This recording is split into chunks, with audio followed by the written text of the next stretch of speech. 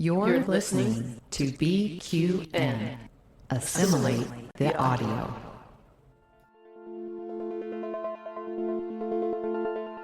Infinite diversity.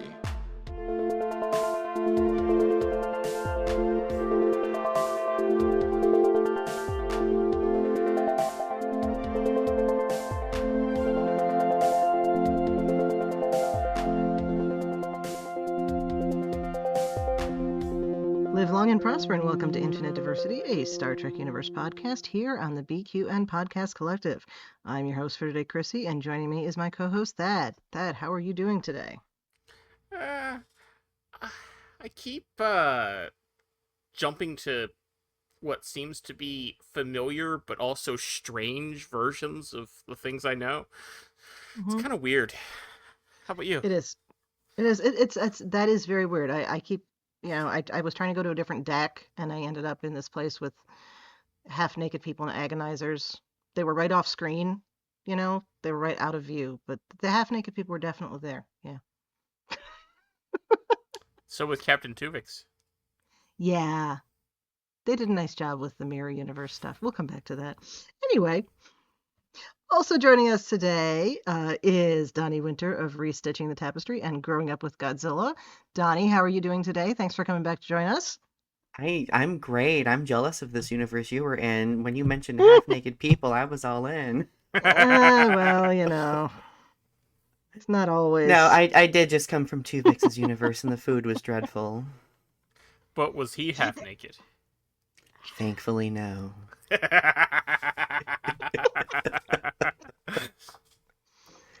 Yeah, I think that might depend on whether there's more of the two or Vix there, two or Neelix. To each their own. That didn't really work out the way I was trying to say it. I was trying to say Tim Russ isn't bad looking. Tim Russ is extremely attractive. I totally agree with you. Anyway, I mean, he's pretty good looking today, even as he's got that silver fox Vulcan going on now. I know. For sure.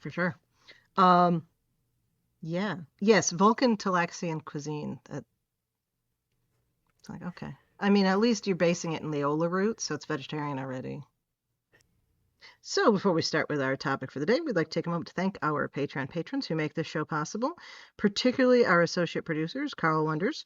Listeners, you can hear your name listed here as one of our associate producers for a monthly subscription of just $10 at patreon.com/BQN. And with a monthly Patreon subscription of just $5 or more, you can join our BQN Star Trek script table reads. I think there's going to be one of those coming up in the next few weeks. So watch your Patreon messages for information on this and other fun opportunities with your collective. I also think they're doing a round of the equivalent of Let's Fly for Prodigy too. So if people want to get in and discuss that, good time to become a patron. Yeah, and become our associate producer. Carl's kind of lonely there. We're both, and there's always more room for associate producers. Mm-hmm. Yes. So, little bit of news. We'll start with the more straightforward one, which is that James Sicking, the guy who played Captain Styles, Captain How Do You Have a Yellow Alert in Space Dock, he has died at the age of 90. So, as Greg Group says, Kirk, you do this, you'll never sit in the captain's chair again. And he was not correct on that. No. Very incorrect. He did have many other roles, but that was his only Star Trek role. Yeah. And yeah, I would say 90 is a good run. Yeah. I hope I get that age and functional too, I guess, And he has such an interesting role too. Like I feel like his character is very memorable. Like he got some really good lines in. Like it was great. He had that swagger stick he carried around Yep. for no reason that I think is explained in the novel, and I can't remember why, but I don't think any other captain has had a stick that I can recall. Not like, no. It is, it's a thing, it was a thing from the British military. Officers would carry their swagger stick. There is actually a U.S.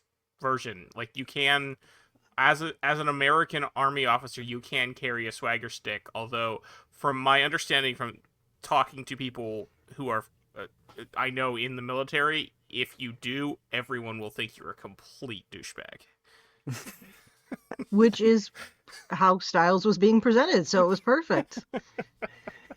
I have to wonder if the person who added that for him as part of the character was aware of that or had Probably. experienced that or something. Yeah. But yes, he was in a lot of other things. Yeah. He also had that Which I didn't write absurdly down. large nail file in the movie. That was a emery board. I mean, I know that's a nail file, but it Yeah, had the but it was soft still- side and the Yeah, it Yeah. was still ridiculously huge. Like, it was okay. it was like futuristic and like fancy, and it's like, but you could have just had a emery board, which would have been like a quarter the size of that.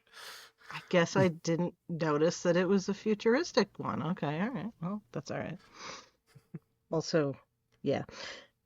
Anyway, Yeah. So this was listeners, we are recording this on Monday the 15th, and well, it was not a great weekend for losing actors and actresses. It was just kind of like, yeah, wow. It was rough. It Yeah. was very rough. Everything happens in threes. But this time it happened in like a 6. It was like Shelley Duvall, Shannon Yep. Doherty. Shannon Doherty wrecked me. yeah. I saw you did a video. I haven't watched it yet, but Also, finding out, because I didn't know this, that Mhm. the reason Shannon Doherty died is because she didn't have health insurance for a year, and that was when the cancer started. Mm-hmm. Oh, Yeah. I didn't know. I knew she had cancer and I knew it was bad, but I didn't know it was. And like by the time she was back on insurance and went in for an exam, it was already metastasized. Yeah. Ugh. It was. Americans. We live in a horrible dystopian country. Yeah. Yes, we do. Yes, we do. Like, honestly, like, so Star Trek, Charmed, and Buffy were like my holy trinity Mm-hmm. at a certain Mhm. point. So like her passing was like a big sister passing, like because that's just Yeah. how I grew up watching that show, you know, and it was really difficult. So Yeah.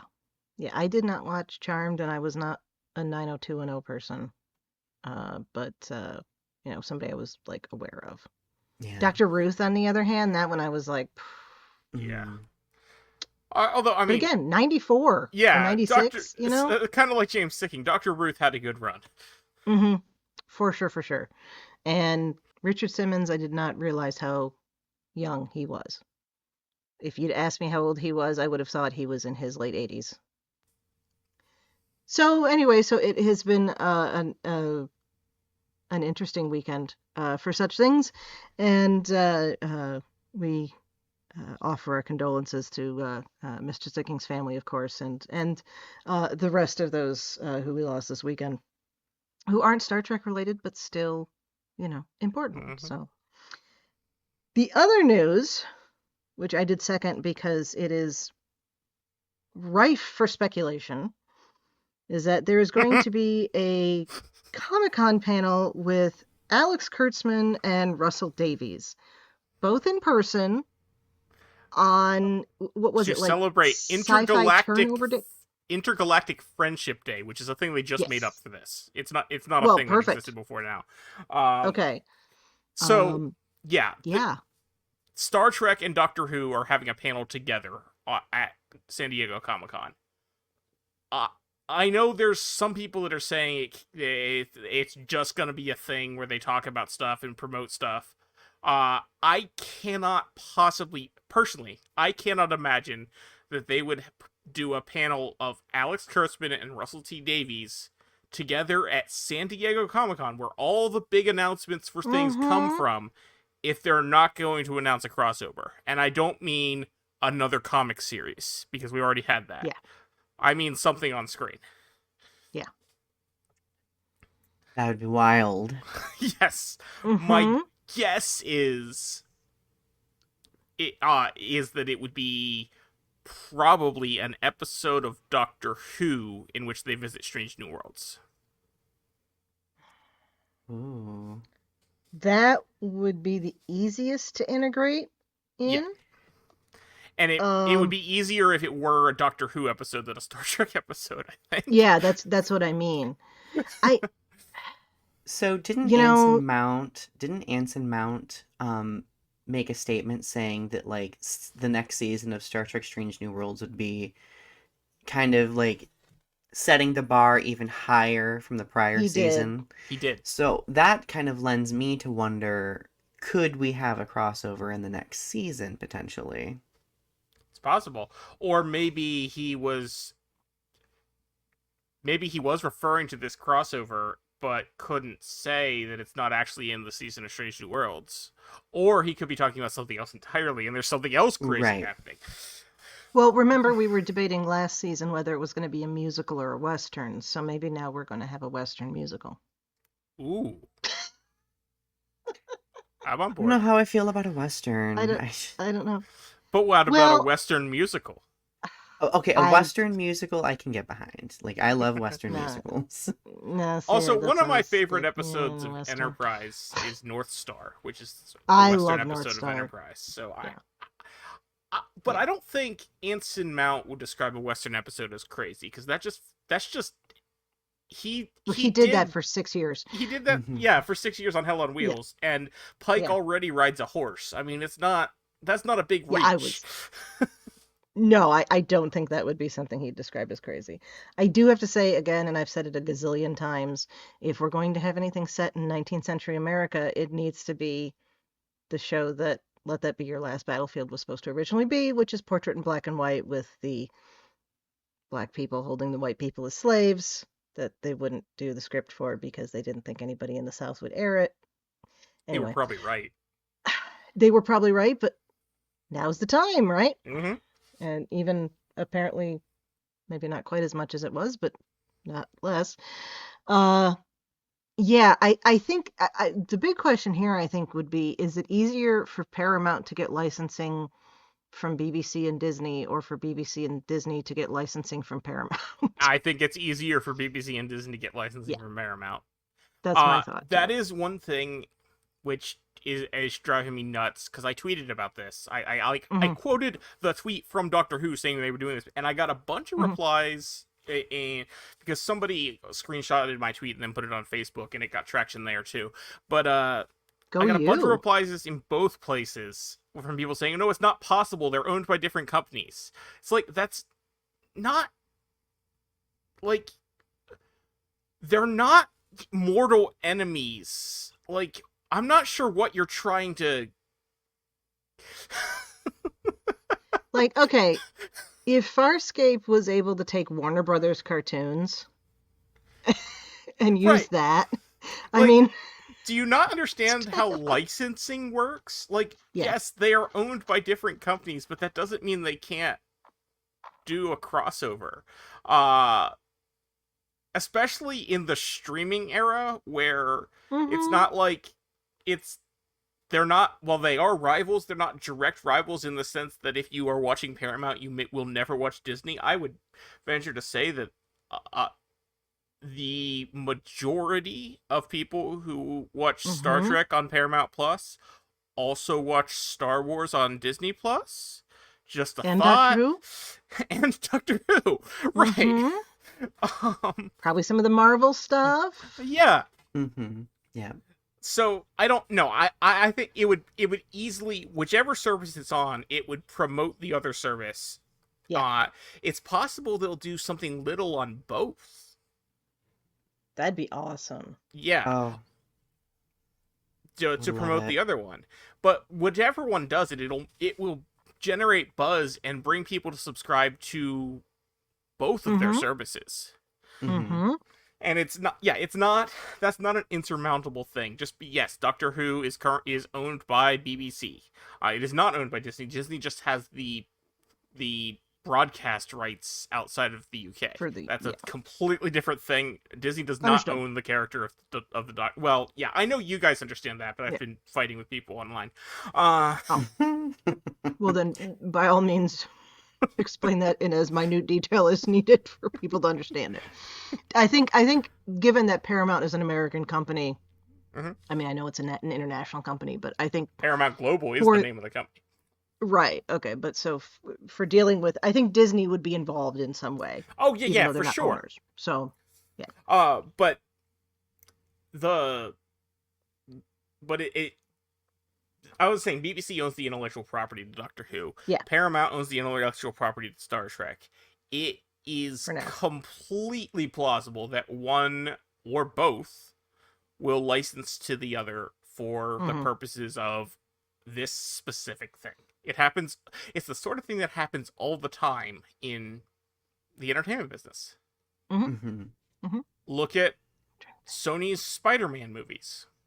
Yeah. And before Fox was owned by Disney, Fox's X-Men movies. It's Yeah. You know what it reminds me of that is maybe not quite the same, but similar, because it's not all the same production company. You remember when NBC used to do the theme nights? So you'd have like a Thursday night and it was all about, there was one Thursday night where they did a power outage that was across all of the Thursday night shows. Oh yeah, I remember that And sort there of was thing. there was a Saturday night where they did a hurricane across all of the Saturday night shows. Which is they're being aired on the same network, but it's not all the same production companies. So it's that kind of thing. And there was that week Donnie's in the like, 90s when UPN had a professional wrestler on every one of their dramas and comedies, including Star Is that Trek. how we ended up with? Yes. Yeah, okay. With The Rock and Voyager. Yes. Well, not the worst episode of Trek. No, it's not. No. It's really not No, a bad it's not episode. It's not a of Star terrible Trek. episode. No, it's not. I do enjoy that episode of Voyager. Yeah. And The Yeah, Rock I don't know. wasn't bad in his role either, and he No. did the eyebrow thing, but they never like said, "Oh, look, that's just like that old Earth wrestler, The Rock." Like it was just a Easter egg. They were probably just like, play yourself if you were from a different planet. Yeah. Run with that. Forehead of the week, but he plays himself in everything, which is fine because most of the stuff they put him in is that's what he needs to be. I do not think The Rock is an amazing actor, but I do enjoy a lot of his work. Yeah, it's popcorn movies. Exactly. Okay, so I'm gonna put this out here for the Doctor Who thing. It is like I am 99.9% sure it will never happen, but I think the best way to integrate these two stories is for the travelers to be doctors, and vice versa. Ooh, okay. Oh. Ooh. I don't think that they want to allow that much interaction of the IP. But yeah, I would doubted be either. beautiful. Although, if you listen to the most recent episode of Weekly Trek, It's queued up, but I have not yet. Yeah. It includes an interview that Trek Core did with the Hagemans. And the Hagemans specifically refer to Will Wheaton as a Time Lord. Well, Wesley Crusher, I mean. Yes. But yes. Well, Will Wheaton too. As we don't. Yeah.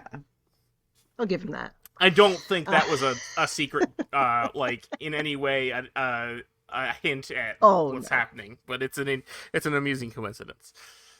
It is, and part of the reason I bring that up too is because, Gary Seven was, we have that wonderful backdoor pilot for what was supposed to be an American Doctor Who ripoff, basically, and so, how fun would that be? But they could still do it if they just had one. Like, the travelers come from everywhere. The supervisors come from everywhere. So you could have one person who's both. My guess is that it will be a Doctor Who episode, not a Star Trek episode, and it will probably never be directly referenced on an actual Star Trek episode. Yeah. How would that? If it's referenced, it probably would be referenced very cryptically. Yes. Mm-hmm.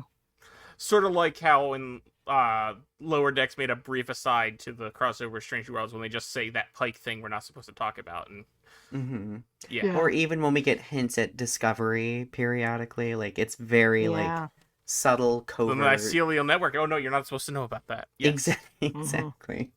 I mean, even the offhand of the Narada incursion is still so. Yeah, I don't know. I'm looking forward to finding out. I am too, and not to segue into talking about the episodes, but I think Oh, by all means. Absolutely. I think that was a good juncture because I think that I've been so impressed with season 2 of Star Trek Prodigy. Like season 1 for me, I did enjoy, but it wasn't like monumental to me. But season 2 has really taken off, and I am so invested. I think that it is really adding some beautiful flourishes into Star Trek canon as a whole by like kind of bridging everything together in very subtle ways, kind of like what we were just talking about with like Wesley Crusher mentioning all of these different things associated with the multiverse that is Star Trek, right? Like it was just so interesting, and I'm loving it. I hope that we get more Prodigy, but I gotta be realistic, right? Yeah. Yeah, I think it is unlikely that we'll get more. I would love if we did, but I would not hold my breath. Well, powers that be, we are manifesting it. So the great bird of the galaxy, listen. Yeah, well, that is a good segue. We did have ourselves a Time Lord mentioned in here, and so there's that, as it were. Yeah.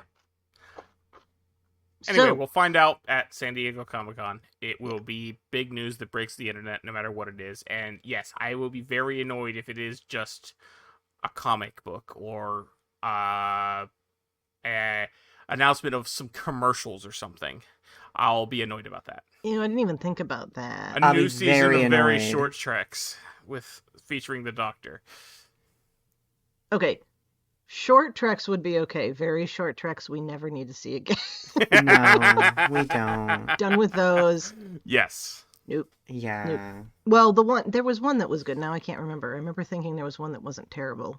The holograms all the way down, the one that Aaron Walke did. Yes. Probably. Yes. Oh, the one that was yeah. I'll give them props for experimentation, but beyond that, I liked the one they did.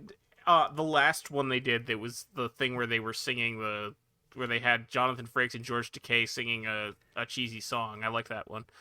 Yeah, that was okay. Yeah, I think the Gross People Planet threw me off of everything else. So the booger and microwaving people. fish. Yeah, that was certainly a thing. it was funny, but so unhinged. Like I'm not used to that level of unhinged in Star Trek. Yeah. Star Trek doesn't usually go for cringe humor. And, I mean, unless you consider the Lower Decks episode with like the planet of the bird people.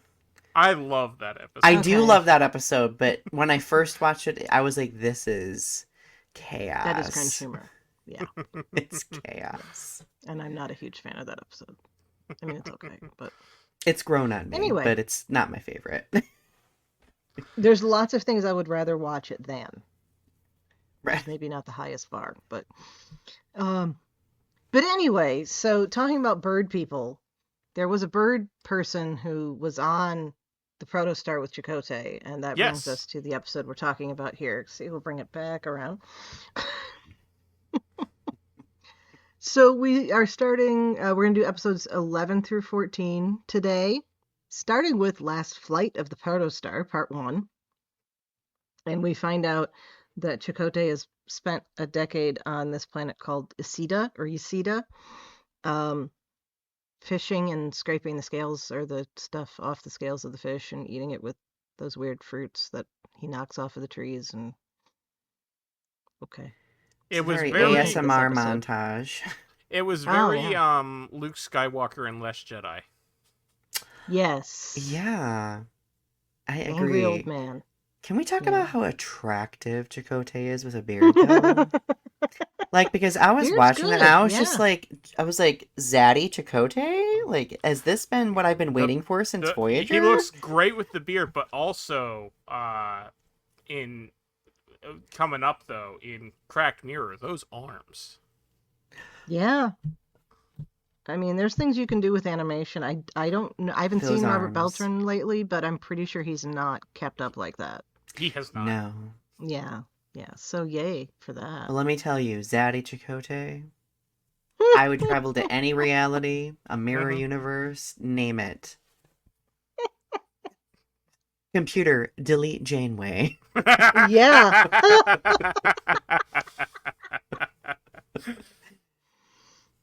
Oh. Just kidding, I love Okay. Janeway. Yeah, no, of course. That does bring up an interesting point, though, right? He's eating random fish. I think it's fish roe. It's eggs, but and these weird plants. When he could be using some of the power that holographic Janeway is using to run a replicator and I don't know, make himself a new shirt and some vegetable stir fry or something. It's probably because Janeway was Just- comforting for him and he didn't want her to be Yeah. gone. I'm sure. Yeah, I mean, because he does talk about how they don't have a lot of power, so I think it's just... Yeah. So hologram Janeway and Chakotay were together on this planet for a decade. Yes, Well, we don't know I how much of that they also... were together alone. My mind also went there, and yes, I think absolutely. Well, so I guess what frustrates me is that, like, and we're gonna get to it a little bit further. Sorry, but when that's all right. We bounce around. when the It's all good. story comes in full circle, like I just feel like she's a second thought to the real Janeway, and I was like, oh, poor hologram Janeway. Like, get with the doctor. Like, just find someone, hologram Janeway. No, hologram Janeway doesn't need anybody. Hologram Janeway's out there just She's a strong, independent hologram. just being out there. Yep. But no, Well, I you know, absolutely... she can just pull up Michael Sullivan and she doesn't need. There we go. I mean, can't blame her. Speaking of deleting the wife, yeah. Fairhaven all the way. But yeah, no, Cisco. No, Chakotay. There's a fan fiction that I don't know exists, and I'm not going to go look. Oh, I'm sure it's out there. I'm sure I'm sure it Ciscote is absolutely somebody's ship. But Cisco and Janeway, that'd be a hell of no, a I was combination. being Cisco Chakotay. Oh, no, I was okay. I I didn't even mean, go there. I mean, yeah, that's Oh no, because there's a lot of Chakotay being levels with the Maquis, can you just Maquis imagine and- how angry it would be? Oh yeah. and how sad Eddington The was. fic just writes itself, honestly. but you know what? It's the 24th century. Polyamory is accepted. Oh, Anything can absolutely. be part of it. Yeah. Why not? Yeah. I just don't want to Yeah, read and it. anyone who doesn't think there's sexual tension between Cisco and Eddington should Oh. rewatch those episodes again. There Mhm. was so much. Mhm. Yes. Props to Avery Brooks and the guy who played Eddington, whose name I can't remember. And You guys are gonna never invite me I hope back they again talked. with this I hope chaos. Andy Robert. What? I was like, you guys are gonna never invite me back again with this chaos What that I'm is Not- creating. not at all. He This was is in wonderful. Krull. I was gonna say I hope they talked to Andy Robinson about how he was playing against. He was playing Garrick against Bashir in that because. It's that because he always set out to do that on purpose, and I. And I love him And for I- that. always Kenneth bring that up. Marshall Oh, yeah. is the actor. There we go. Not to be confused with Kenneth Mitchell. No. Very different actor. Yes. But anyway, so that would explain why he didn't want to turn off holographic Janeway so that he could have a new shirt and other food. Yeah. Oh yeah, yeah. no, I think obviously they weren't going to get into this in a kids show, or even if it wasn't a kids show, they still wouldn't have gotten into this. But No. absolutely, Chakotay and Hollow Janeway were very close over those 10 years, if you know what I mean. Partaking in frivolity. Quite. Just like the episode where they were marooned on the planet that I can't remember the name of, and then they never talk Resolutions. about it again. When he I feel builds like- her a freaking bathtub, yeah. I Yeah. feel like this is a fanfic. Like the couple of episodes of Prodigy is a fanfic of that Voyager episode. Absolutely. Like those writers were like, you know what, that episode should have deserved more justice. Let's do a couple of episodes with Chakotay. Well, I remember in Chicago, a couple years ago at Star Trek Mission Chicago, they said that Janeway Chakotay fans would not be disappointed with Prodigy Season 2. I mean, I'm not necessarily a Janeway Chakotay fan myself, but like being that episode really warmed my soul back in the day. Like I watched it and I was like, you know what? This is a nice nod to that. It's not nice. I'm all in on Janeway Chakotay personally. Yeah, I've always Like, been am I writing fanfics about it? No, not necessarily. But if they're gonna write it for me, that's fine. reasonable. Yeah, you don't have to write the fanfic. There's already a ton of it out there. Oh my god. Oh, I know. Yeah, don't even. Yeah. Yeah. How long, if they're together, the real ones, and how long until he starts talking about something that they did together that it turns out was Hollow Janeway? And I don't even mean like anything sexual, just like, you remember that time we had dinner on the edge of Yeah. the cliff? On the That's called the Jordan Protostar? LaForge paradox. Ooh.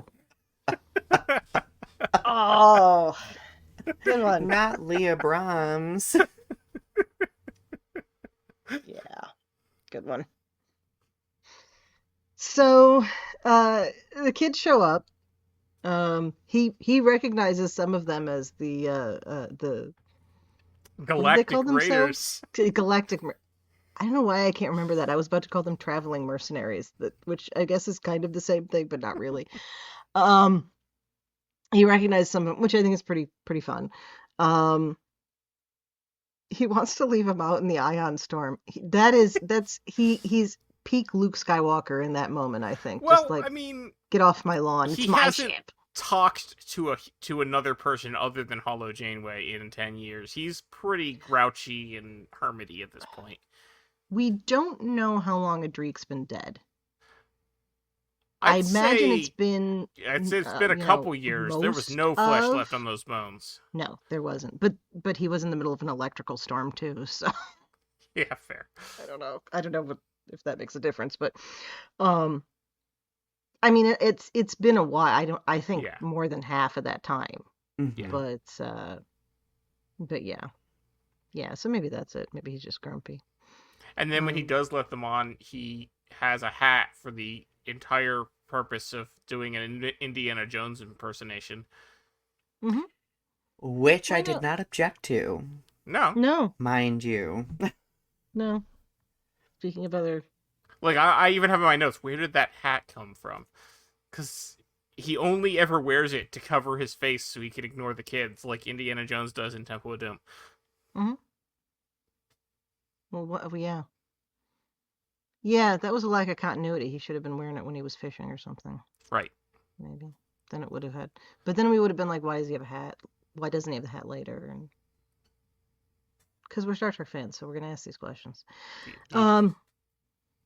Yeah. I want to know what happened to all of those regulation Starfleet hats that seem to exist a lot, and then now they're gone. I mean, I would like some regulation Starfleet hats. So, right. So then we have basically the crew decide to have themselves a montage about fixing up the Protostar, because that's going to make Chakotay feel better. Jankum fixes the car. Murph Because goes of maintenance. fishing. Yeah, percussive maintenance. Dahl gets lost and then figures out where Adrik died, and then they can fix the ship. Yeah, so I guess we are assuming Adrik got electrocuted? They don't really say. Yeah. I mean, I don't know what else. I mean, I don't think he starved to death up there. Right. I think they emphasized the storms so much that it had to definitely be the storms. Yeah. Right. Yeah. I mean, I guess it was kind of like a cave, wasn't it? He might have suffocated. But that's still, like, that makes it more complicated than necessary, maybe. I gotta give them major props because, like, Hmm. when I first encountered Adric, I didn't think I'd really get invested in that character until this particular episode. Like navigating the fallout of his death and Chakotay's response to it and everything like that. That was heavy. I was like getting misty eyed during this episode. I was like, ooh. Hmm. And heavy stuff for kids too, but I'm glad Yeah. that that's included in there. Mm-hmm. That they're dealing with that, because kids deal with life, even if we like to pretend they don't. Mm-hmm. So he figured that they could get antimatter out of these storms. Turns out he was right. Died in the process of getting that battery or whatever it was filled up with it. And then we go to the next episode. I did very, very random as we were going through the montage that, like, Majel and Gwyn were fixing the solar collectors, and he sees them, and she just stops and gives him a live long and prosper. Like, it's like sort of kind of an odd response, but okay, it worked. I like how I like how he instinctively responds back with a welcome salute. Mm-hmm. There's that. Yeah. If I'm missing something here, feel free to jump in. I feel like these two I think episodes that sums up part one of the so. episode. We find out the planet is a P-class planet, which I don't think we've encountered before. Did we get... I should look if we got a definition for that, because I wasn't 100% sure that was a thing, or if that was Jenkem, like, saying you found a shitty planet.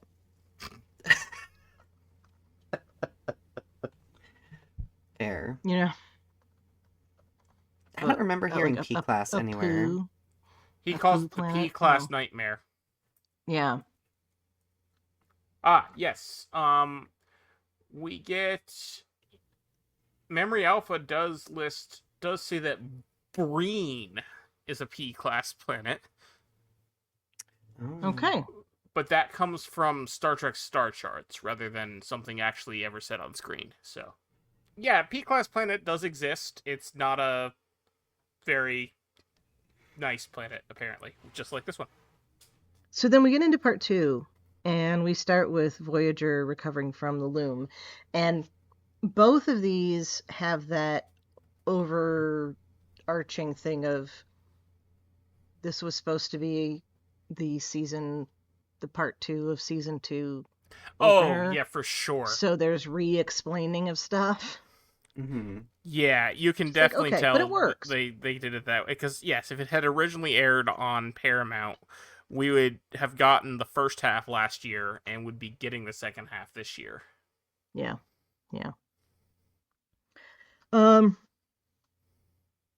So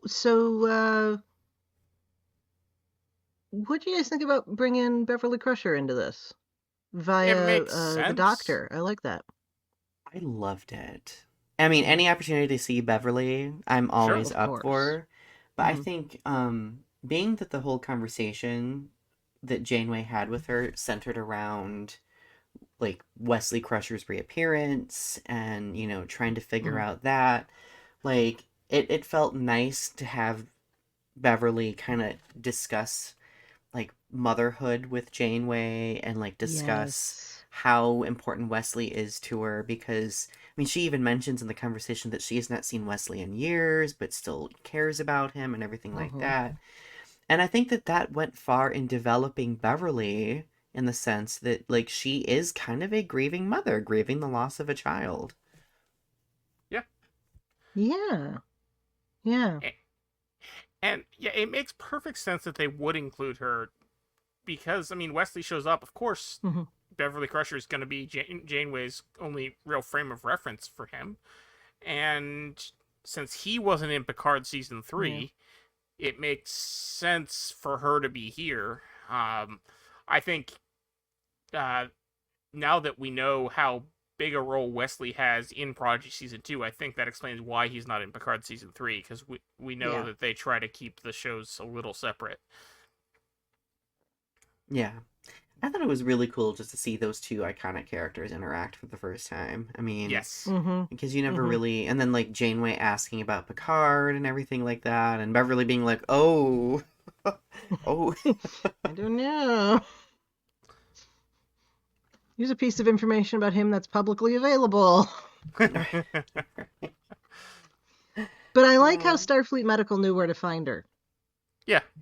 You know, he had to ask the right people, but they knew where she was, which kind of like, well, some people didn't try hard enough, but that's okay. Yeah, I think, and that's very clear in Picard, that Picard had never tried to contact her. He had assumed that she wanted nothing to do with him and had left it at that. Well, and she never reached out to any of them either. Right, Which yeah. Thought, but her justification was she wanted to keep them safe, right? But like... Right.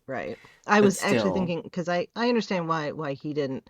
That's the first person I thought of as, oh, you didn't try hard enough was Troy, actually. Yeah. But again, she's dealing with her own shit, so... Yeah. I keep swearing. I need to not do that. I love it. Oh, that's fine. We'll have explicit episodes talking about a kids show. Oh, I'll edit. Yeah, I edited the episode that came out last week. I edited it so in such a way that you could tell that I had said a word, but you didn't know what the word was. Yes. Ooh. There's always the dip down the volume. It's all good. Yeah, no, I mean, she had her own stuff she was dealing with, but it was interesting. And again, somehow Prodigy, as we discussed, Donnie,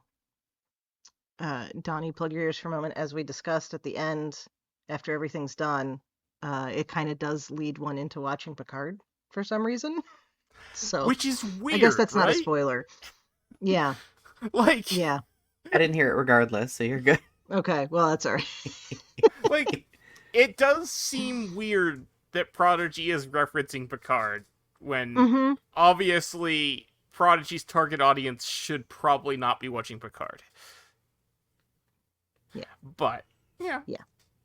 It's a nice little thing for those of us who are not the target audience but really enjoy Prodigy.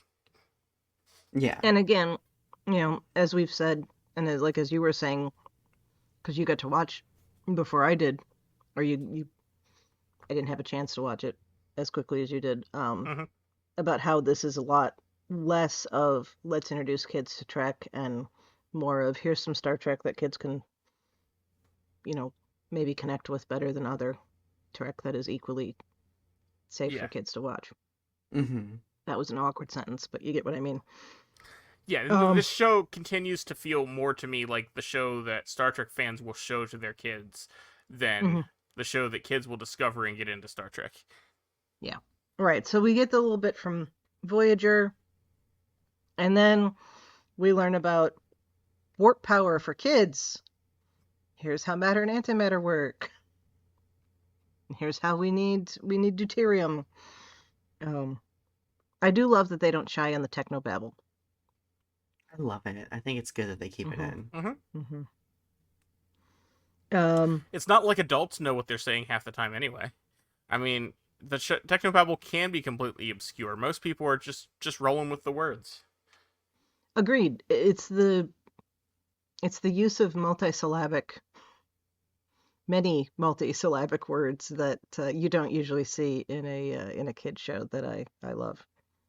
So we get background on Chakotay for people who don't know, because Dal thinks that he's never going to be able to be in command. The lesson that Chakotay gives, I like to a point. What do you guys think about the idea of go where you're needed? It makes sense. I mean, to me, like, that whole theme kind of stems from I mean, we get that history lesson from him about like his experience with Voyager. I think that kind of continues the themes that we saw in Voyager, right? Sure. Because we know that Voyager, instead of just beelining for home, went everywhere to be helpful. Yeah. Right. So like I think that like just the theme of like being there where you're needed for others, like I think that's kind of I like that theme. I think it's nice.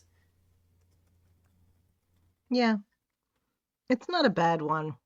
I think my recovering from Catholicism makes me kind of push back against it in that whole idea of you always have to live for other people. Mm-hmm. But that might just be my own demons. I also kind of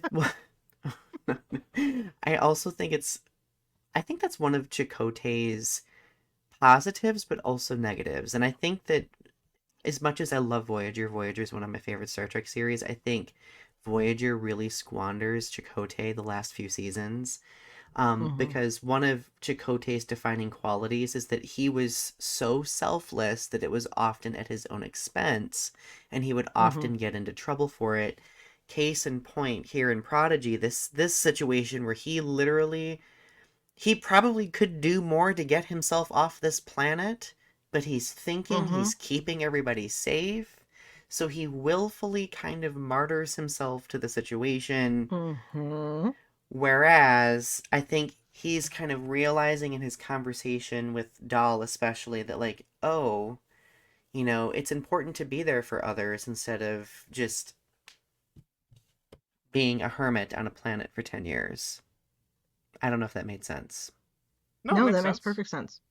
And I think the that touched on the discomfort I was feeling with it, connected with my Catholic upbringing, that idea of martyring oneself. Yeah. Mm-hmm. Yeah. Yeah. But it And works because there's yeah. lots of times in life that trying to help somebody else with things can actually make you feel better if you're having a bad time. Mm-hmm. You started to say, though. Go ahead. No, I was gonna say like this. At first I was kind of like thrown off by it, but then I started thinking back on Voyager, and I'm like, okay, wait, like this is kind of textbook Chakotay when you think about it. Yes. So maybe the writers were like, okay, let's try to do some developing for Chakotay that we never got in Voyager. Mm-hmm. Mm-hmm. I Right. think So, Chakotay is better in Prodigy than he ever was on Voyager, honestly. Oh, 100%. mm-hmm. I agree. Mm-hmm. See, we have a beautiful echo of the conversation from Generations between Picard and Riker about being on a sailing ship and not having all the comforts of home, and but between Jankum and Rock, which I thought that was cute. Mm-hmm. I'm sure it was intentional. I thought it was cute. Zero and Majel are uncomfortable because they're Zero and Majel, and there's that cute little quasi-romance going on. And then we have the classic, we have to go out into the middle of the storm to get the thing that we need to survive, and we might die trying to get the thing that we need to survive. Then one of them falls off the ship. Chakotay falls off the ship, gets saved by Dahl. Which kind of like reinvigorates Dahl, who was really discouraged at one point during the episode. Yeah. I felt like there was a lot of conflict, or potential for a lot of conflict, between him and Chakotay. And that gets diffused between the conversation and these events. Right. Well, I think it's so. Of all the characters, Dahl is the one that I've just not really been able to connect with until this episode. And it was okay. through, like, I think the conflict with Chakotay was interesting because it reveals that Dahl has this need to be needed, right? And when he felt like he was not needed, you started to see things crumble just a little bit, right? When he started feeling useless. That way. Okay. So like I was like, ooh, okay, been there, done that.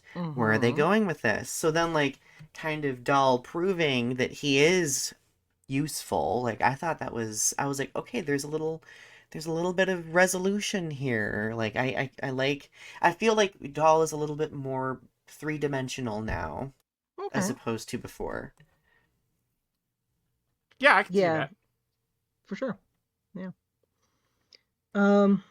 I also like so there's the whole thing where I feel bad for Dow because the way I read it originally, where the ship almost crashes, I read it as Mhm. Dow not actually knowing what he was supposed to do. Because he turns the Yeah. ship the wrong way, but I think that's because he thought if you turn the lever, you turn the lever towards the way you want the ship to go, but it's actually the other way around because it's like a Backing up a trailer. Mhm. yeah. Yeah. But they never like go into that. They just take him off, and I'm like, I feel really bad because Yeah. he probably just honestly didn't know. He thought he was doing what he was supposed to do. Mm-hmm. Yeah. Mm-hmm. I hadn't No, I even felt thought that about that. too. Yeah. I mean, how often, like, I know when I was a kid, I would be told to do something and I would do it wrong and then I'd get yelled at or, like, Hmm. Mm-hmm. replaced with somebody. Like, I feel like that's a very relatable kid thing to witness. So that's why I was like, oh, okay, they're doing something with Doll here that is a little bit more interesting. Mm-hmm. I remember when I was a kid, I went back and forth with my mom for like I think it was a couple weeks before we finally realized no. which way we were supposed to be on this page about the phrase about how to leave the shower curtain in the bathroom because she kept telling me that I needed to open the shower curtain when I was done. And to me that meant, oh, you open it like a door. But she Mm-hmm. wanted me to open it out so it dried out. Like once you get out, Close it. you close it like a door so that it dries out, but it's opened out. Mm-hmm. And like Mm-hmm. every time she was like, "I need you to open the shower curtain when you're done in the bathroom," and then I said, "Okay, I did," and then I told you to open the shower curtain. And yeah, it went back and forth, same sort of thing. Anyway, Mm-hmm. No, completely reasonable to Love it. wonder that. Amelia Bedelia. right, exactly. Yeah. Yep. Draw the curtains. I don't know why I need to draw the curtains, but okay.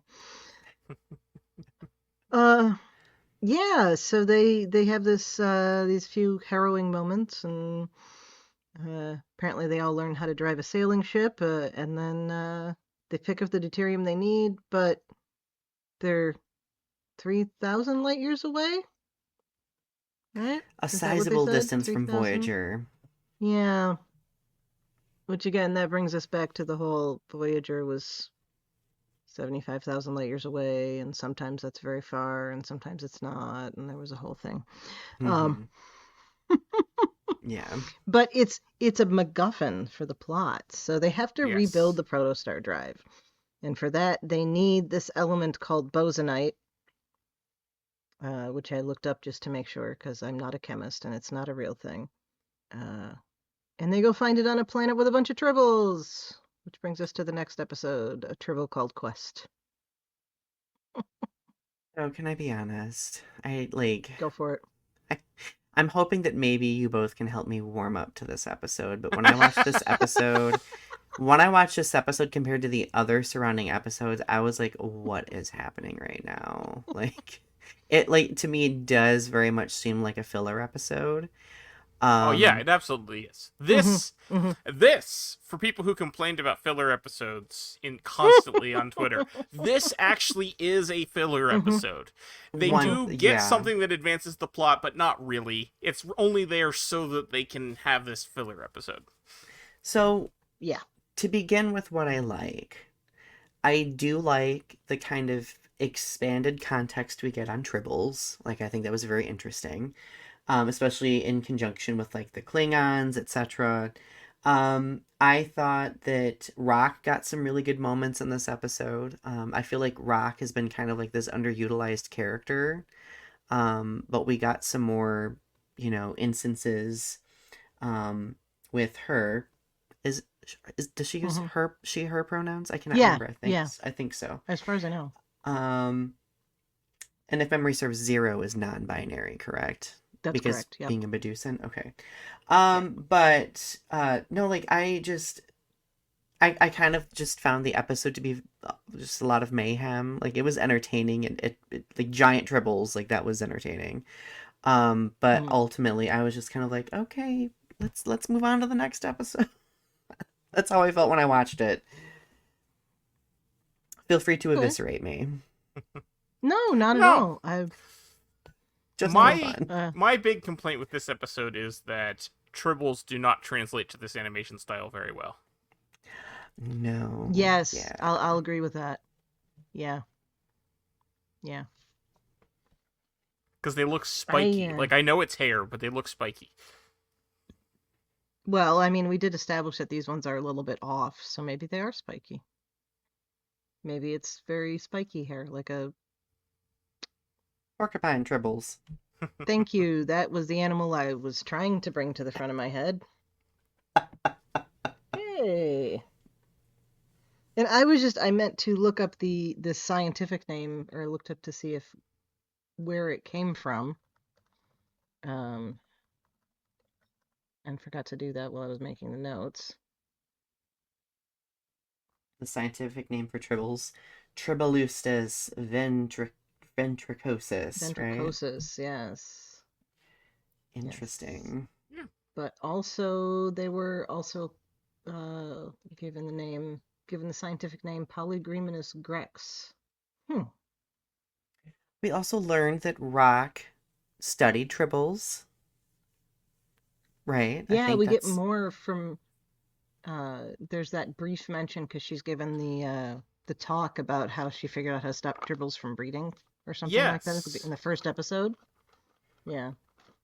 Yeah, that was... I was expecting her to reference that directly, but she didn't. I mean, I guess she kind of did. I think there was a different character that referenced it in conjunction. Maybe it was Zero, potentially, but I think it was in Maybe. conversation with a different character. They were like, oh yeah, Rock studied tribbles. Well, they said that she's an expert on all things cute and cuddly. Yes. Oh, right, Okay. yeah. Okay, so it's got to be a play on this. When I put in Triballustes ventricosus, it came up with a, did you mean Trypnuistes ventricosus, which is a sea urchin. Which looks like a damp tribble. Oh, and they are spiky, too. Yeah. So, I mean, I see, like, props to people for not giving out spoilers, because I'm seeing very little on the internet about this, even typing it into Google. But I just judging by the did you mean in Google, that's probably where they were, probably what the idea was there. Yeah. I do kind of like that we also get a callback to DS9 in this episode where they reference the tribble outbreak that once brought the Klingon Empire to its knees. I was like, okay, I like that parallel. Clearly, Klingons have some issues with tribbles. Mm-hmm. Yep. And name drop of General Martok. Yep. Okay, and ventricosus means swollen. Okay. So, I mean, I guess, like, puffy, swollen with baby tribbles. I don't know, but anyway. I have to look up things that sound like Latin. It's just who I am. No, it makes sense. No, I love it. So we meet Dr. Kurevang. I pronounced that wrong. Kurevang, I think. Yeah, that sounds closer to what he said. Yeah, Kurevang. I don't know. And then we get a bunch of jokes about how cool Klingons can't be scientists, which is just lovely to see that get continued into a children's show, but that's fine. So,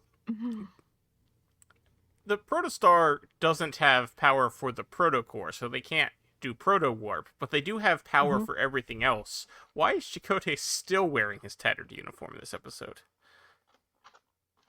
Because it's hot. Yeah. That's the only answer that's needed. It's still not as hot as the mirror uniform in the next episode. That is true. That is very true. Yeah. And that's a good question. I don't know.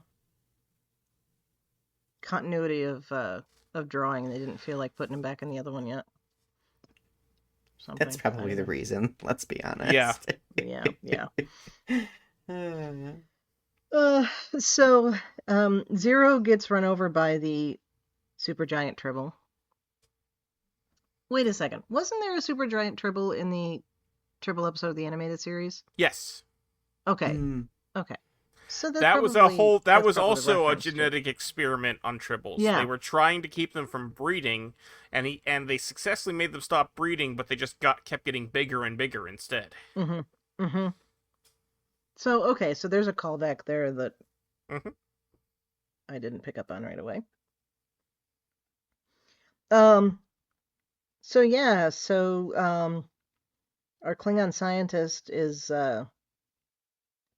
so distraught by the fact that he's screwed everything up that he can never go home because his honor is destroyed. And as we all know, that's going to dishonor 7 generations of his family because he couldn't figure out how to get the Tribbles to stop breeding. Rock's research comes in here, but then she sneezes on one of her samples. Or she sneezes and she drops her hanky on one of her samples. Just like... Yep. Which creates a combination Brick-R Tribble. Mm-hmm. That can communicate with Tribbles. Sure, why which not? Which is kind of fun. Yeah, why not? So yeah, I thought that was fun. I don't know if I'm helping you like this any better, Donnie. It's growing on me slowly. I'm bloating like a Tribble. There you go. The retrovirus in the grain. Again, makes sense. We all know Tribbles love their grain. And then of what course is the we have grain to have called again? Oh my Yeah, God. again. Quadrotriticale. Oh yes, that's what it's called. Yeah. Yep, and that is straight from The Trouble with Tribbles.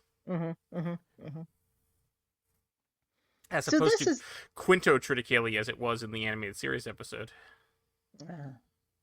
Oh. I forgot about that makes sense. They had to add one more Triticale.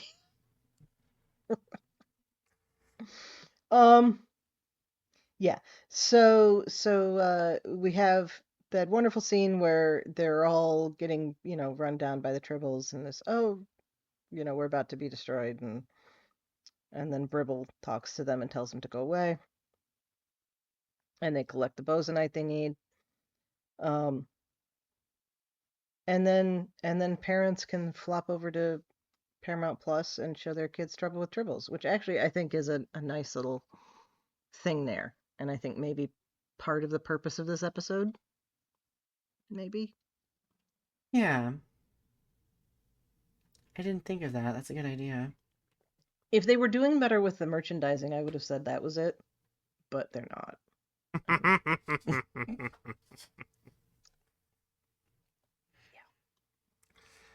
Yeah, we should have some toys, some Tribbles from this, but And a Bribble. Yeah, I want a Bribble. We might get a Bribble. I don't know. At some point. Yeah, okay, I gotta give the newest iterations of Star Trek some credit for creating some of the cutest creatures, like the Bribble, the Moopsie. Oh, Moopsie. Moopsie. I love Moopsie so much. So the Bribble is this iteration's Moopsie, just less homicidal. Moopsie. I was going to say you can actually order one of these now, Donnie. They're only $25. Yeah. Oh my God. They just went back up on what is it, Hero? Please do, because I need one. Yeah. It's Master Replicas. It's the Master Replicas. That was it. I was like, oh, there's $30 with shipping that I don't need to spend, but I'm going to. So yeah, I'm hoping we get a Bribble. But we'll see. I'm sure there's people out there making handmade Bribbles now. So. Yeah, I know. I think Abby, when we had her on Oh yeah, that's right. Her said that friend. she was commissioning a Bribble from someone. Yeah, that's right. That's where that piece of information came into my head. Okay. Um, how'd you feel about Zero with the injury and Jankum trying to deal with this? Like, I mean, it makes weighed the sense. emotional issues. Yeah. We knew from the episode, from Is There in Beauty No Truth, we knew that Hmm. they said that the bodies could only be sustained when they were on that planet. So it makes sense that when they're injured, they don't heal. So this will Hmm. continue to be a story throughout the season, I would imagine. Yeah. Yeah. Interesting. And I, listeners, I am speaking cagily because Donnie has not seen the whole series, so we are yeah. trying to be mostly spoiler free. Yes. I've been very fascinated by Zero's transformation because I really feel like there's a lot of like metaphorical like Hmm. like disability awareness and like some queer metaphors happening in that too, which I'm like, okay, I really like Absolutely. this, but it's like kind of illustrated in a way that is very sensible to younger audiences. It's very absorbable to younger audiences. Hmm. So I'm very curious as to see where it goes with the remaining episodes that I've not seen yet. So Yeah, I think those metaphors are very intentional, and mhm. always have been with Zero. Oh yeah, Um, agreed. I liked seeing. Sorry, I'm just thinking how to put this in a sentence. I liked seeing children's characters being presented with not knowing how to deal with this problem. You know, Jankum is like, I'm very uncomfortable with this, and I'm gonna leave now. And his friend, you know, needing him there. You Mhm. know, Zero says, no, I'd really rather have the company, and that's perfectly reasonable Yeah. for them to want that. Um, It's also but reasonable for Jankum not to know how to handle it. exactly, and that's what Especially in the made case me of glad to Jankum. see. Because Yeah. we know Jankum's backstory is that he spent most of his life alone. Yeah, Mhm. yeah. But as someone who had to deal with um how to navigate people in my family having medical issues as a kid, like I grew up in a house with my aunt who's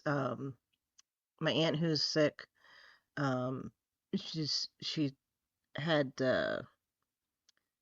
she was diagnosed with schizophrenia, but we're not entirely sure that that was the right diagnosis now. But so she wasn't well. Um, and then also, uh, she and my mother taking care of my grandmother, who was like dying of Alzheimer's from the time I was 5 until I was 10. And I spent a lot of time in emergency rooms as a kid, in emergency Mm. room waiting rooms. And it was one of those things that I always had trouble talking about that with to my friends. Like they had no frame of reference for it. Mhm. And I like seeing that kind of an issue depicted for kids because maybe it'll give them a frame of reference when they Yeah. have to go sit all night in the waiting room at the emergency room because somebody in their family is sick. You know, not that I want kids to have to deal with that, but that is part of life. But And kids benefit from yeah, representation as much as anyone else. Mm-hmm. absolutely, Even if it's absolutely. situational. Hmm. And the other thing that I loved about that was that Jankum was like, okay, I'm uncomfortable. He acknowledged it.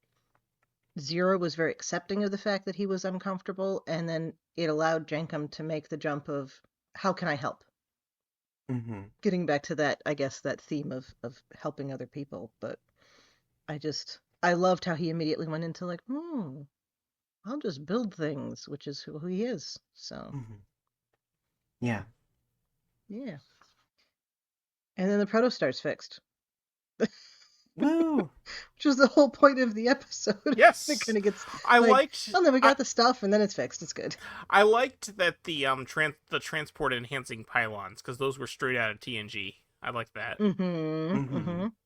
And when they managed to, when Burble calls the triples off, the Klingon scientist starts doing the Klingon victory song, which Yes, I forgot about which it. we Oh, heard yeah. in Yes. Birthright Part 2 in TNG, which I thought was a neat little touch. Mm-hmm. That was good. You're gonna have a bunch of children singing Klingon drinking songs after this. Maybe the world would be a better place if children Hey. sang Klingon drinking songs. Hey, I sang Klingon drinking songs when I was a kid. Mm-hmm. too. Didn't hurt any of us. Well, that remains to be We're seen. we're Well, moderately functional human beings, so Yeah. I think we're good. Yeah. One thing I did notice, which I thought was interesting, is when the bird of prey leaves the planet, it Mm-hmm. the wings fold down like it's going into battle, which I thought was I interesting. didn't catch that. I love it. Like, why? Why did they do that? Because it's Mhm. they would only normally do that when they're attacking something, but Right. I totally didn't catch that. Because he's coming back victorious. I guess. He's alone there that whole time. Where's the Mhm. rest of his crew? I mean, I feel bad for him. Maybe in he that. doesn't have any more crew. Maybe he It's was just happy him. alone. Yeah. But I mean, a bird of prey is a small ship. Well, there's a couple different classes of bird I was of going to prey. say But standard They're- complement of 12 according to Sulu in Search for Spock. But yes. right. But there are a couple different classes, and like standard complement of 12 can still be flown by one, Right. just not necessarily as competently. Yeah. Not as efficiently. It's not like say a Constitution class starship, which you really can't do all by yourself. No. You'll blow out the automation system as soon as you try to take it into battle. Obviously. Let's not forget that Beverly flew the Enterprise D by herself. Yes, in, but she Mhm.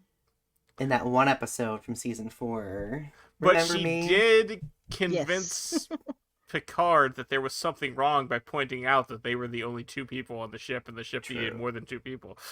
Very true. Why is there enough room for 1,500 people on this ship if we're the only ones here?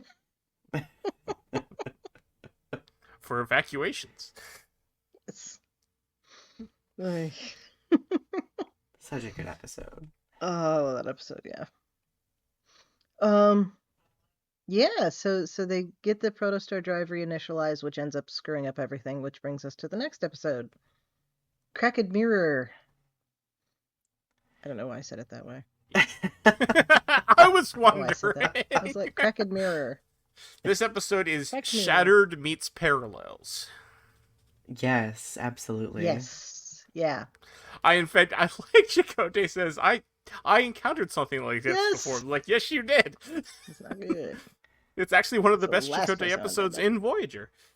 It's one This of is the true. only good Chakotay episodes in Voyager. Ooh. I was, being nice.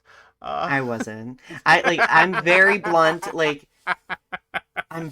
just early on in the series, Chakotay's episodes are really good, but I feel like late in the series they just Yeah, except for Shattered, which is late Except in for the series. It was Shattered. still good. Yeah. Shattered Yeah, was good. I liked. I'm trying to think of good Chakotay episodes here. Yeah.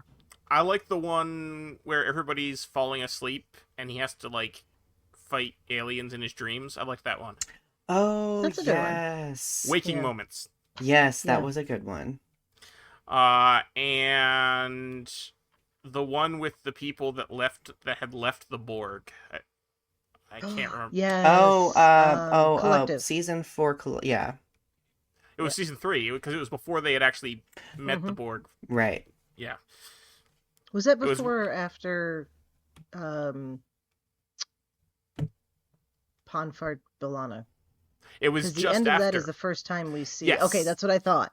Mhm. Yeah, what I thought. we get blood fever and we see Blood the fever, Borg right. the Borg skeleton, and then it's either the next episode or not long after that is then Chakotay on that plane. Maybe it's called Collective, but I'm not 100% I think it's sure. called Collective. Yeah. And he's on the planet of people that had been Borg but are no longer Borg, but they still kept a collective to like heal themselves and stuff. Yep, And it's Collective. And I thought that was a good episode. That is a good episode. He was good. He was good in his scenes with Anorax in Year of Hell as well. Mm-hmm. Oh yeah, I forget about that. And that scene with Janeway where he replicated the watch for her. That was great. Mm-hmm. Mm-hmm. There are some good Chakotay moments in Voyager, but they did not do him many favors with the writing. Oh, the episode's called Unity. Yes, there that's we it. go. Okay, well, remember. wait a second. I thought there is. Okay. Was I looking at the wrong one potentially? Oh no. Okay, Collective is the one with the kids. The Borg Yes. kids. The Borg kids. Yeah, Yeah, Unity I'm is sorry. the one that I was thinking of, where Unity's the- Chakotay yeah. crashes yet another shuttlecraft, and I think I'm just. I know I'm Just kind of run out of bitter about shuttles. Chakotay.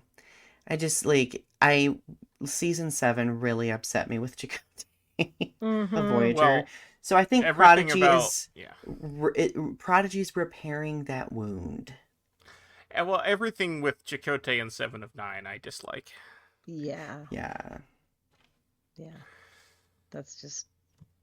Also, and I think we can, like, this is an extension of the fact of how good Zaddy Chakotay looks like in Prodigy. Once he started dyeing his hair and getting rid of the salt and pepper, he did not look as good on Voyager. That's true. Right. Like we need that seasoning in that hair. Like, come on. It's a horrible thing to say to a man. I've never understood that. But whatever. Yeah.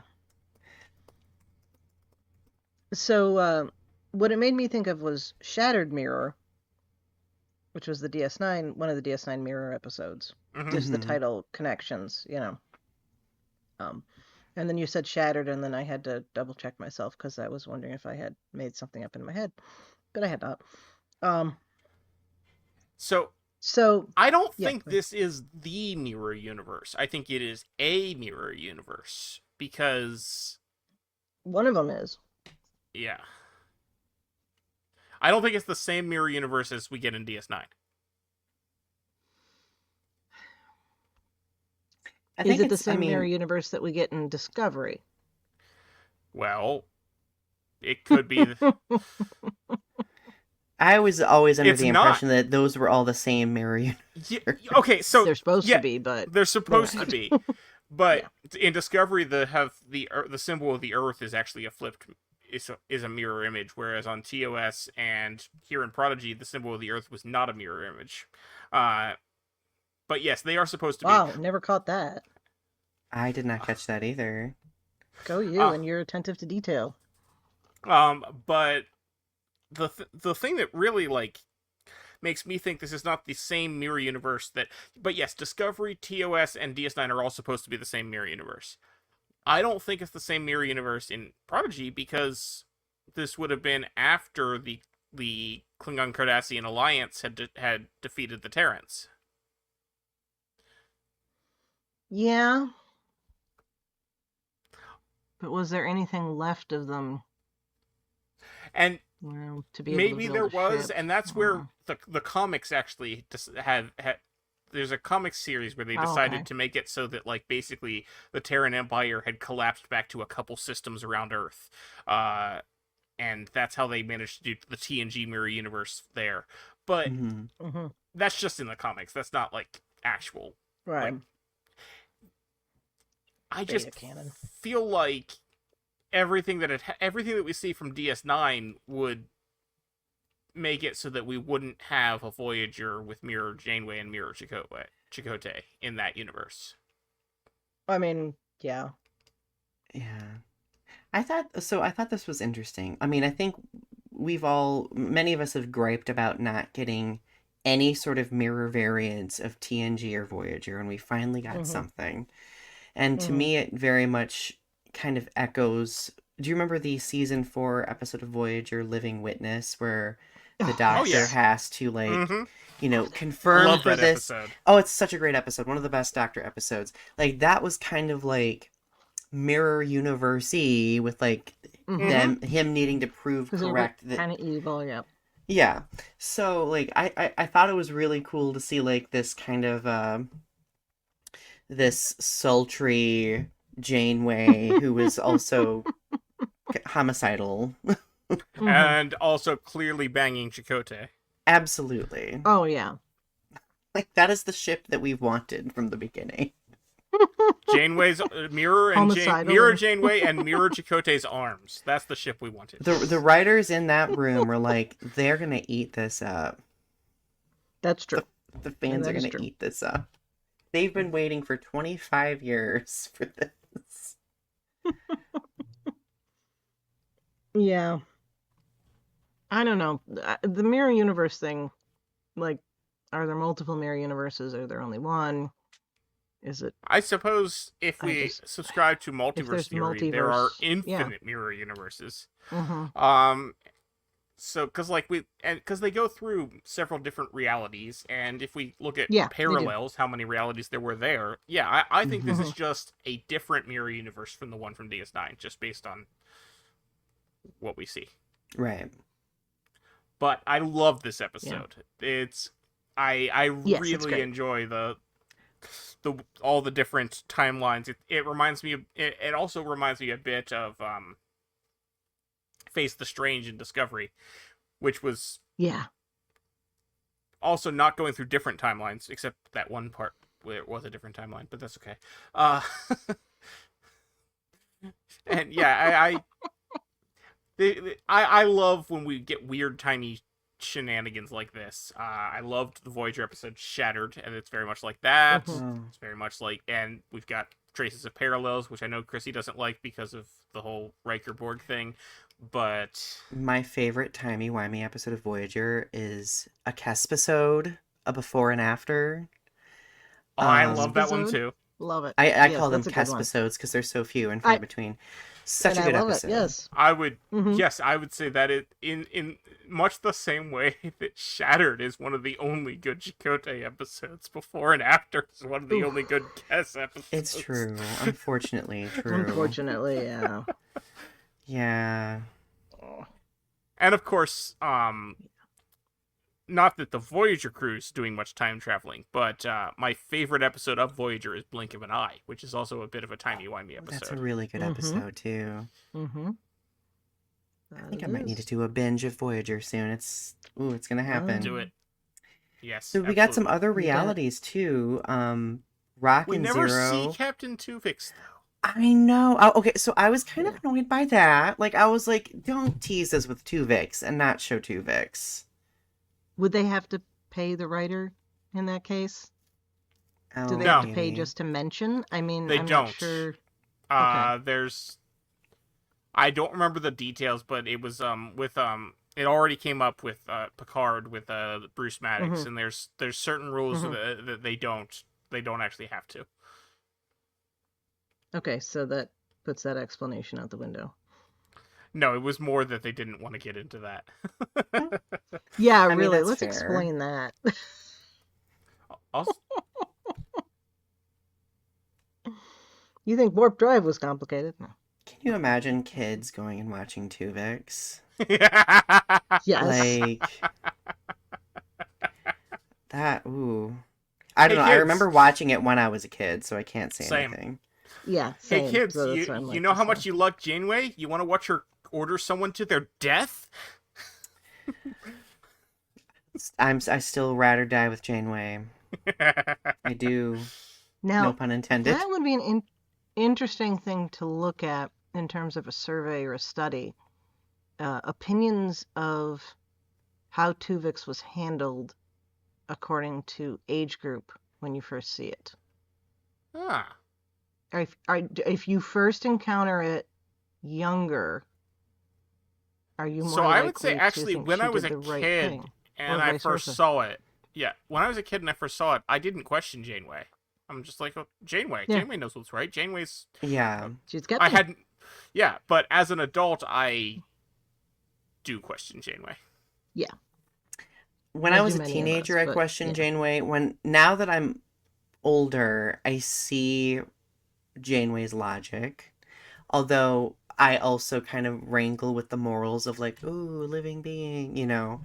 Mhm. But then again, I think that's what makes the episode so great. I mean, it's kind of similar to Yep. the Deep Space Nine episode where Sisko, doesn't he irradiate an entire planet's atmosphere or something, if memory serves Yes. me correctly? Speaking of Michael Eddington, yes. Yeah, like I think that like when the captains do something so controversial that it's like, let's have some conversation, I think that kind of makes them iconic episodes. So It's like Mhm. I got a friend of mine into DS9 a few years ago, and she texted me. She said that she just watched the episode where Sisko commits a war crime, and I had to Oh. reply, It's like, which "I'm one? gonna need you to be more specific." And then she says the one where he kills a bunch of people, and you say, "I'm going to need you to be more specific." And it was this. It was actually for the uniform was the one she was talking Yeah. about. Gotta wait till she gets to. Yeah, yeah. Why can't I think of episode names? In the Pale Moonlight is the one you're probably thinking Thank of. you, Pale Moonlight. Oh, Wait when till he she gets to that. convinces or when he enlists Garrick, yeah. Mhm. Even Archer did some like very problematic. Oh Like I think boy. is Picard the only Similitude. one You want to talk who about? didn't? Yeah, is Picard the only one who did not do? I mean, I'm sure Picard did some problematic things too. Only because Guinan smacked him upside the head. Picard was Because gonna commit he would've. genocide on the board. Yeah. Yeah. Right. Yes. Yeah.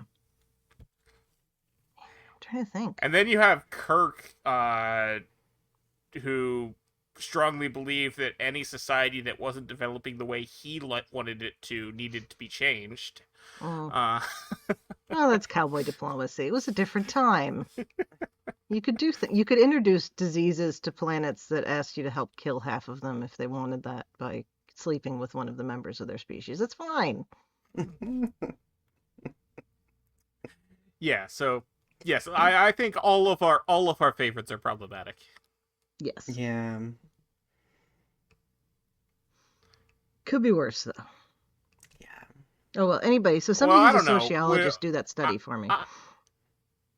I don't know. Christopher Pike would never. Would he never? Oh. Wasn't OG Christopher Pike uncomfortable with women in general? Well, Yeah. Well. I mean, granted, They've that retconned was that retconning beautifully, that. but yeah. if we want to go into nitpicky, problematic things about our captains. I love Christopher Pike, though, so. And I do love how they retcon that, where they're like, well, he's I never know how, what does he say? I'm not comfortable with a woman on the bridge, so they retconned it to be like there should be many women on the bridge. Yes, which a phenomenal retcon, like Which is that needed to hilarious, happen. Yeah. God, I'm trying to think. I mean, he really wasn't given a choice, but he did let them kill that kid. But he really didn't have a choice, to power the planet. Oh, yeah. Yeah, he didn't have a choice in that situation, really. And he was purposefully kept out of the war, which removed potential war crime choices from him. Mm-hmm. So we don't know on that. Yeah. And he did try to push back watching against season the kid. 3, Pike is gonna kill an entire alien species or something. He's gonna maroon some people without their warp drive and be like, "What? Jonathan Archer did it. What's your problem?" Jonathan Archer did a lot of problematic stuff in season 3, Jonathan which Archer the point was that it was a 9/11 allegory. But right, I was about to say, reflective of the time. Yeah. Yeah. Anyway, back to this Prodigy Early episode. aughts. I got us off Yes, on topic. sorry. I apologize. No, you're fine. So they get we have a couple of different. I love how they made each different deck, and I wish we had had more time to explore that. Mm-hmm. Because that would have been fun, along the lines of parallels which I don't hate. I just overthink the Riker thing. Do you know what other episode it reminded me of? It reminded me of that newer episode of Discovery from season 5, where the time bug happens. Yeah, Face the Strange. Face the Strange. Oh, did we mention? If we mentioned that, then my brain is. That's all right. That's all right. My brain. It's all good. Well, it's when they don't put the titles on the episodes, all bets are off. Hey, well, they are on the episodes for these, and they're actually listed on Netflix now. Yeah, so that's something. Oh yeah, because before it was just like episode 1, episode 2. Yeah. Mm-hmm. But these episodes do have title cards at least, which is nice. Yeah. We need to return to that across the board. Mm-hmm. But I always thought all shows should have that. But Yes. that's me. I think so. It used to drive me crazy trying to figure out what the episode titles were for X-Files if they weren't printed in the TV guide because it was inconsistent. They didn't always print them. Yeah. Trouble. Anyway. I just recently got back into my X-Files rewatch. Ooh. Where you at? I am in season 5. Okay. Good stuff. Okay. So we run into Outrageous Akana again, which is fun. Mm-hmm. Kind of. He seems a bit darker, but Well, it's a darker apparently, place. it's a pretty dark timeline that he's in. And then as we said, Rock and Zero ended up on a ship full of Enterpriseians run by Captain Tuvix. Which makes me wonder: is Captain Tuvix Captain Tuvix actually Tuvix, or is it an Enterpriseian being who goes by the name of Tuvix? I mean, I guess. Did we see anybody that wasn't Enterpriseian on there? No, but we only saw I thought like they 2 were people. all. Yeah, well, that's true. Well, oh no, because Majel says that the Vulcan Telexian cuisine. What That's we were talking about earlier. You're right. And I mean, I guess you could have somebody who was The doing that, Enterpriseians, I could see them doing that, but still, yes. Yeah. I thought it was nice to get to see some Enterpriseians again, though. Yes. I want to see them. I want to see one, like, I don't know, show up on the Academy show. Maybe I guess that would be the best place for them to show Am I up. Am I blanking on where they were introduced before? Season 1 of last Prodigy. season of The Planet of Cosplayers. Mhm. Oh, okay, I remember now. I really should have rewatched season 1 of Prodigy. No, you're fine. You're fine. You'll have plenty. You can. It's not like they're not going anywhere. It's on Netflix. So, I think my favorite part of this is when Mira Chakotay decides that he's going to interrogate the cute one, and they all turn around and they're like, "Oh no, don't interrogate the cute one. That's a mistake." Murph just wallops him. It's beautiful. Mm-hmm. So we get all that interaction that we kind of talked about before with Mira Chakotay and Mira Janeway, and regular Chakotay does not have a good time playing Mira Chakotay, as is usually the case with our people. It's hard for them to play evil, and so he gets found out, but still ends up getting to the bridge. We find out that even the whales are evil in the Mirror universe. That was good. And the whale has a scar on her eye. I thought that was cool. Funny. Oh, I didn't catch that. Oh, that's great. So they get to the bridge. They're going to tech the tech with the deflector. The looms show up, and everything slows down, and Gwyn has to hit the button, and it looks like she's going to get attacked, and, then she's okay. And then they get back to their timeline, and Janeway and Chakotay are reunited, and JC shippers rejoice. Oh, it was such a wholesome moment too. It was. I got a little emotional. Yeah. And then maybe this is just me putting too much into it, but I feel like they're intentionally mirroring, and you forgive the term, the interactions of Janeway and Chakotay with Dal and Gwyn. Oh, yeah. Maybe I'm just reading more into it, and maybe that's... No, I picked up on that too. Okay. Good, it's not just me. Am I the only one who thinks the loom are kind of scary? Oh, you're They're very absolutely not scary. the only one. Like, so I'm kind like I think the loom are actually kind of fascinating. And they kind of remind me of those like interdimensional aliens from the Equinox episodes of Voyager, but Okay, like yeah. on Ooh, steroids. Yeah. You're not a novel verse reader, are you? I've read I some can't of them, but remember. not all of them. Okay. You didn't read Coda, though. The one that ended the... I have not read that one yet. Okay. But I'm There sure it is a has something lot to do of- with. Yeah. Okay. There's a lot of the timelines being destroyed, Wesley coming and saving the day, kind of. There's a lot of there's a lot of Coda in this without it being directly the same thing, if that Mhm. makes sense. Right. So, yeah.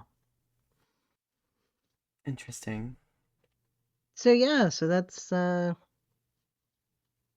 through 15. And a bunch of stuff in between, as is our 11 want. through 14, actually. 11 We're through doing 14, 15 next excuse me. episode. Yes, we are. I think Cracked Mirror might be I one can of do my favorite math. Prodigy episodes, honestly. Yeah, it was pretty great. It's an excellent episode. Yeah. Well, anything else we want to discuss about these? Anything I missed? So, primary takeaways. Zaddy Chakotay. Yeah. Mhm. Sultry Mirror Janeway. And, you know, really cool Mirror Universe stuff, which we love. Yeah. Those are my takeaways. And we get It's to some triple see fun. Chakotay and Janeway hug. We do. Yes.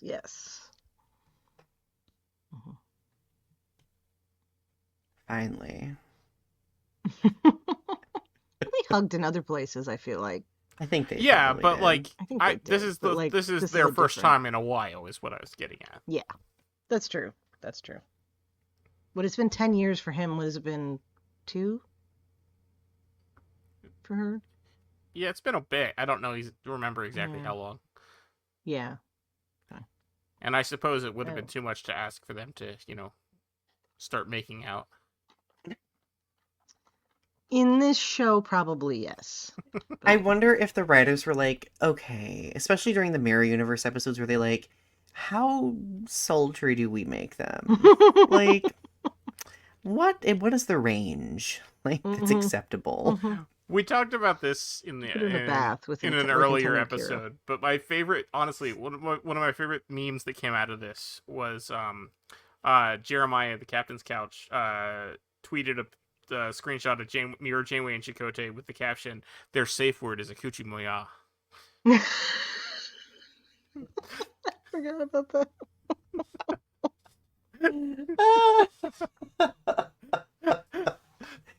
Oh, what a throwback. That's good. I think that says it all. I've And not seen this. if I we- need to. if we gave funny titles to our episodes, that would definitely be it.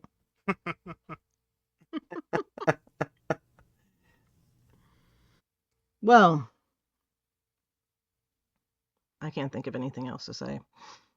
That might be because I spent 4 hours installing an air conditioner. I don't know. I think we were very comprehensive. I think we covered all the bases. Why did it take 4 hours? It wasn't 4 hours. It was 4 hours, start to finish. Went to the store, went and got Okay. it. I'm like, Had to take out the old one, put the new one in. We had to make some adjustments because the old one was in there kind of wonky and the new one didn't Mhm. quite fit right. And maybe it just felt like 4 hours because it was 90 degrees and we were Mm. installing an air conditioner. That'll do it. Or 88. I guess I won't exaggerate too much since Donnie's not that far away and he could correct me. No, it felt like it was 90. yeah, it was 97 here today. Ugh. Oh. Yeah, that sucks. Anyway, so yeah. Donnie, thank you so much for joining us today. Where can listeners find you online? And we mentioned your podcast. You want to plug those? Tell us where people can find those, please. First and foremost, thank you for having me. Thank you for handling my Always chaos fun. so beautifully. So you handle can, our chaos beautifully, so it's all good. I think we all bask in each other's chaos, and it's fun. So Our you can chaos feeds off each other's. There you go. exactly. So you can find my podcasts, Restitching the Tapestry and Growing Up with Godzilla, on YouTube. You can also find them on various streaming platforms like Spotify, Amazon Music, YouTube Music, etc. Currently, I am working on doing my G-Fest recap from the Godzilla convention I went to this weekend, which was really fun. So those videos will be up soon. And that's pretty much it. Your most recent book? Oh, I am working on a collection of poems. It's not going to be done for a while, but I am making some progress. Good deal. Forgive me, the title of the most recent one has escaped me. The title of the most recent one is Casting Seeds. That's it, yes. So Yes. go to your favorite book retailer that isn't Amazon, but Amazon's okay too. Yeah, I mean, they're on Amazon, but you can buy them. I mean, you can buy them directly from me if you reach out to me.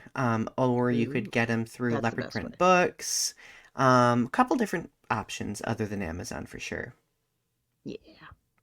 Donnie's quite the poet. Oh.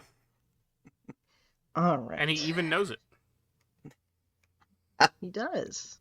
He does. And I'm trying to think of a rhymey way to say he's won awards for it, but I don't know. All right. Well, Thad, where can people find you when you're not trying to mock up some Vulcan Talaxian cuisine for dinner? It would probably involve burritos. Yeah. You can hear me on the podcast I do with my friend Carl called License to Spiel. That's license spelled with a C like the British do it. Where we started out talking about the James Bond films and now talk about other TV shows and movies that we want to talk about. You can, if you want to talk to me, best place is probably still Twitter. I am at Tyrannicus. That's Tyranicus. I use the same name on myriad other social networks. Chrissie, where can people find you when you're not ordering people to torture people? I'm not usually that kind of person, but lately there's a few I could think of. Mm-hmm. Right. Well, in addition, here in Infinite Diversity, you can find me on History with the Szilagys here on the BQN, and that's that mostly twice weekly short history podcast I do with my fellow historian partner, Jason. I'm also happy to chat about our shows and the BQN Collective on Facebook, and I'm on the various socials at the Goddess Livia, where you can see my opinions about Star Trek history and leftist politics. Oh, and I will say, let's see, by the time this comes out, it will be a week and a half ago, but I did do a History with the Szilagys on Hedy Lamarr, so if you want to learn about the Nice woman behind the Lamarr class ships, that is available to you. The reason we have Wi-Fi today. Yes. Oddly enough, and I found this out doing the research for it, what she did is closer to Bluetooth. And I don't know what the difference is between the two beyond that, because I don't know, but, there was an article that made that a very adamant point about that, so I was like, okay. It's very similar technology in general, but yes. It seems like it would be, but I don't know. They actually, Wi-Fi operates on a bunch of different frequencies now, but they actually do operate on the same frequency, or did. Okay. Don't forget all our other great shows on BQN. Here's a recording of Amy Nelson to tell you all about them. What shows are on BQN, you ask? Well, here's a rundown of some podcasts you might be interested in. All Good Things, a Star Trek Universe podcast covering all of Trek, hosted by Amy, Mark, Christos, Kelvin, and Kristen. Whether you've got Xbox or Nintendo, check out Bargain Bin Gamer, a YouTube show hosted by Davey, a self-proclaimed gamer who specializes in reviewing and showcasing affordable video games. 2 episodes enter the arena, 1 comes out victorious. Join hosts Joe and Kevin, and a guest, as they debate which should win the Batleth battle. Grab your popcorn as you listen to Cinema Z, a film discussion and review podcast showcasing films you probably missed, but should definitely check out. Hosted by Mark and Matt. Don your apron for The Food Replicator, where Matthew eats and drinks his way through the Star Trek cocktail and 3 cookbooks. Beam Aboard Galaxy Class, a Star Trek Next Generation podcast covering all of TNG, hosted by Steven. In order to not repeat it, listen to History with the Szilagys, a snippet of historical events from around the world, hosted by Chrissie and Jason. For the newest Trek coverage, check out Infinite Diversity, hosted by Chrissie and Thad. Curl up with a good book and delve into Beta Canon with Peter, host of the online Trek Book Club on Twitter, and his new companion, Trek Book Club podcast. Test your Trek knowledge with Treksperts Quiz, a Star Trek quiz show hosted and written by Davey. Whether you're a member of Starfleet Federation or Planetary Union, go check out Union Federation, covering current Star Trek and the Orville, which we all know is really a Trek show, hosted by Kyle, Kevin, Amy, and Haley.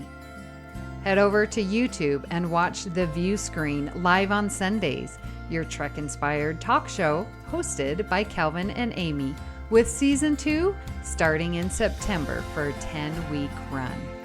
Spill the tea with Christos while he discusses current Trek news and events and explores the world of fandom via guest interviews, all with a LGBTQIA+ perspective on What's the Tea-Bab. And for our Patreon members, we have The Hive Mind with monthly script readings, Let's Fly, a Discovery reaction show, It's Green, a cornucopia of topics, Amy's Math Moments, a quick look at math moments in Star Trek. We know you have a choice of podcasts to choose from, and we thank you for listening to BQN. Assimilate the audio. Thanks, Past Amy, in an episode with some time shenanigans. And thank you for tuning in to Infinite Diversity. Thank you to Zach Tripp for the wonderful theme music and Mark Waite for the awesome show art. Please subscribe in your favorite podcast player, and don't forget to rate and review us there as well. If you want to reach out, you can find the network on the socials at BQN Podcast, or our show specifically at IDIC Podcast. You can also talk about any and all of the BQN podcasts in our Facebook group, the BQN Collective, and join our Discord server. When you next hear from us, we'll be talking about the next few episodes of Season 2 of Prodigy. Until then, peace and long life.